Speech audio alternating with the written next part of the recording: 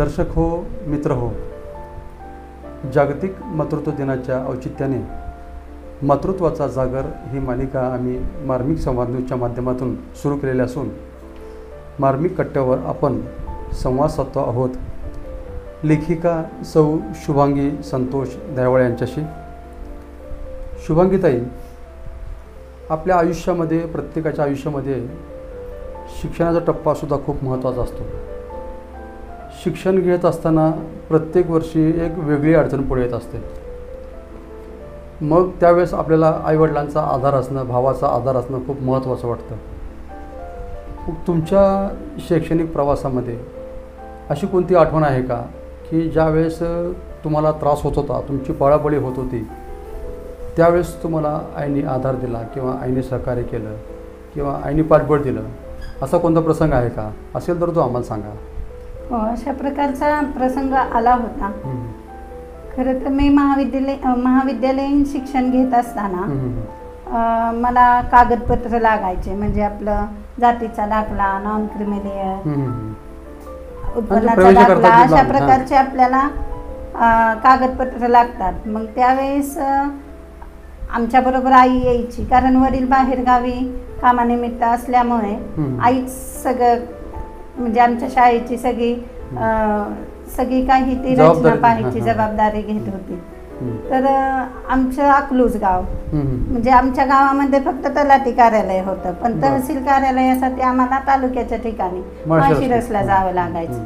मग तलाठी कार्यालयातून उत्पन्नाचा दाखला ते काढणे, परत तहसीलमध्ये जाऊन तो जमा करणे, तहसीलमधून नॉन क्रिमिलियरसाठी अर्ज करणे, तिथून बाकीची प्रोसेस, आणि नंतर त्यांनी जर एखादा कागद राहिला म्हणून सांगितलं तर पुन्हा तलाठी कार्यालयात येणे।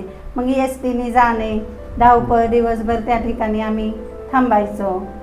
पूर्ण दिवस आमचा त्याच तहसील कार्यालयामध्ये जायचा, कारण एखादा कागद राहिला तर पुन्हा माघारी यावं लागायचं। त्यावेळेस आई भूमिका काय होती? तर आईच ही सगळी पळापळ आईच करायची, आई बरोबर आम्ही असायचो, पण आईच प्रत्येक ठिकाणी पुढे होऊन कोणता कागद राहिला सगळी माहिती होती। हो, सगळी माहिती होती। आईचं शिक्षण झालं होतं, जुनी 11वी होती आई। जुनी 11वी? हो, जुनी 11वी। त्यामुळे आईला त्यातली सगळी माहिती होती। आणि त्याचप्रमाणे आईची आई म्हणजे माझी आजी जिल्हा परिषदेला शिक्षिका होती। त्यामुळे मग आईला त्यातली सगळी माहिती होती।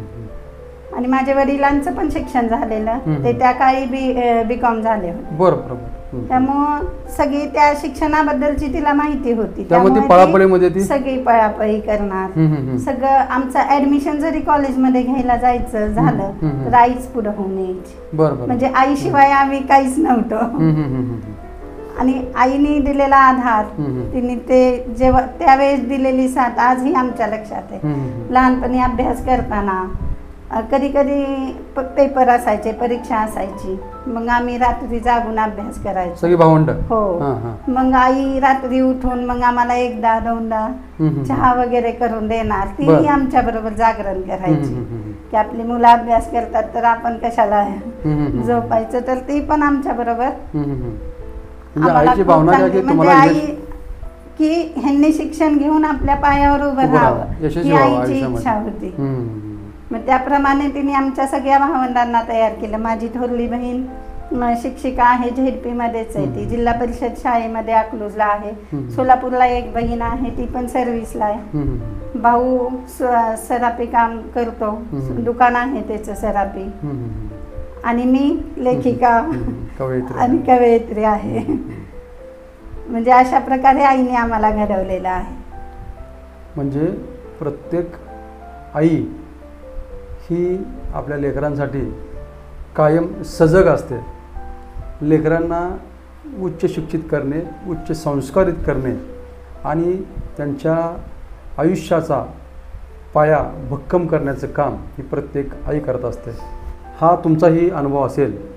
शुभांगीताई, खूप छान आठवण सांगितली, धन्यवाद।